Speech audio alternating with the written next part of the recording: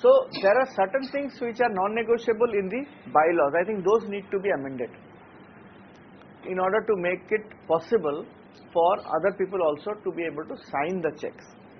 Now when the check is signed, basically I think there is a bit of a confusion about what we are doing. There are two things what happens when the checks are signed. One is approval of expenditure, the other is dispersal of expenditure. When the expenditure is approved and the payment is disbursed. So normally what happens, both happen together. The voucher comes, the approval happens, and signature for the disbursal also happens. Now in an organization, it is not necessary that the treasurer has to sign the checks all the time. It could be as part of the procedures, what kind of payments the treasurer should approve, what kind of payments should be approved at various levels, and so on can be decided. Now after the payments are approved, it's only a question of disbursement. So the persons, there could be two people who sign the checks, then they only see that the payment has been approved and they just sign the checks as a disbursement. So if we segregate these two responsibilities, then it will make our life much more easier. Otherwise they will come with so much of checks, and then humanly it is impossible for the treasurer or any person to go through each and every payment. And this whole question of this 4 eyes principle, where one person's work is checked by another, is a complete failure, right? So therefore we need to be innovative about it. There are organizations where there are single signatories also. Up to 20,000, if it is a regular expenditure, the CEO is empowered to sign. Beyond 20,000, there will be another person. So there can be various ways in which this whole signatory thing can be organized. But if we have a double signatory, if we say that we will keep one signature, which means basically we are reducing the double signature to a single signature basis. That was not the intent. Therefore yesterday when we talked about the policies, what we said is that make policies in such a way that you can implement those policies. Because this is a policy, maybe your treasurer lives in Gujarat and your office is here, and so how can you expect him to come once a week or once in 2-3 days and sign here? So that becomes a problem. So therefore the policies have to be in such a way that it can be implemented, and such kind of abuse of the policy should be avoided. In an exceptional situation, in some organization, once in a year one check is something that one can look at, but it cannot be a practice that every time there is one signature kept signed, right? Okay. Can I just add to that? At our place, we have a very large institute where there are 7 sections within the main section. So what we've done over there is actually, like you just suggested, have levels. So up to 20,000 or 50,000 X people can sign, and above 50,000 it has to get one board member's approval. But what we recently put into place is that it doesn't matter if the treasurer is traveling, because he's one of those 3 signatures, but at the end of the month he gets a statement of all payments made, so that he's always on top of it and can never say, as a treasurer I wasn't aware. So that's a very important and a very good input. You see, the treasurer should have oversight. In a governance, if we do a governance workshop, we say the board has to have the oversight. Now how the treasurer will have oversight unless you have certain MIS systems within the organization to appraise the treasurer. So which are the payments which have been given and so on. That sort of a oversight that treasurer should keep, maybe monthly one statement which should go signed by the chief functionary that these are the various payments have been made, budget analysis maybe once in a quarter, things like that which will keep the board informed of what is happening.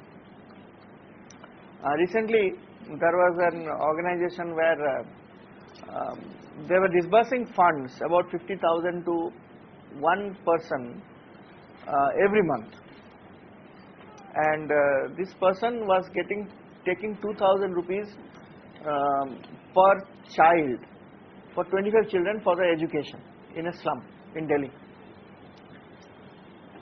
And so when the check came for signature, the treasurer asked that this person signs and takes the check. Now what happens after that? Whether he disburses this money to the children, whether he gets receipts or vouchers or what? He said no, he gets a list where their various signatures are there that he has further disbursed to them. I said to these people that, have you ever checked whether whether he gets it done from the street, some people, or is it really authentic? How will you check? They were really not thinking this. I just left it at that, and after 2 days, this finance manager called me and said, sir, what we did was we disbursed the check, it was a bearer check to him, and I asked my accountant to follow him. He went to the bank, and as he was taking out the cash, he was signing the 25 in left hand and right hand, and in various names. And after 15 minutes, he came back and gave it to me. So I said, what you can do now in this kind of a situation? He was really confused. He said, no, I never expected this would happen like this. I said, then you do one thing. Next month when he comes, this month anyway he has taken the money and gone. Next month when he comes, you say that now my accountant will go with you, withdraw the money, and you take him to the people whom you pay, and for 1 month at least we want to get those by ourselves. So the issue is that one has to be innovative in internal controls. What you can do, how you can ensure this kind of checks and balances, because in a large organization otherwise it becomes very difficult if you want to keep direct control. One cannot keep direct control over large like what you are mentioning in like a large organization, multi-locations and so on, right? Okay, now let's quickly look at point number 4. That my finance manager, while preparing the bank reconciliation statement, realized that the program manager was not depositing his. So program manager was basically increase his salary, not increase his salary. Oh, he has taken it. He has taken it. Yes, with increment he has allowed himself, and he was taking the salary. So what is the lapse here? Many. There was no accounting control. Reconciliation should be done. Bank reconciliation should be done every month. But before that, there should be something else. The cash. the The cash. cash. Deposited and the money has gone from the account.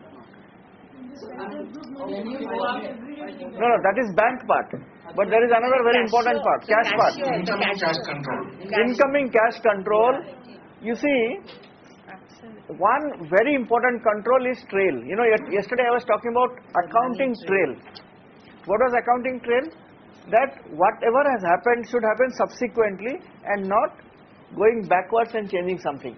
Now, in a cash trail, what should happen is that, suppose your organization also gets some income out of sale of, let's say, handicrafts of community, or you get some cash in sale of publications and so on. Now this is a very important control. The moment cash comes in, it should not enter the cash box and then disbursed for other. The moment the cash comes in, it should go to the bank and get deposited. Then you withdraw and spend, so that the trail is clear. The moment the cash will enter your cash box, it will lose its significance, identity. And then if you want to have a trail, it will become very difficult. So somebody will say, oh, I had given it to him and he did not put there, and there will be a lot of confusion around. So cash control is very important. So cash has to be deposited into the organization first, and the organization has to deposit it in the bank so that the trail is clear, right? What happens if the money comes into a cash account? It's entered into the cash ledger.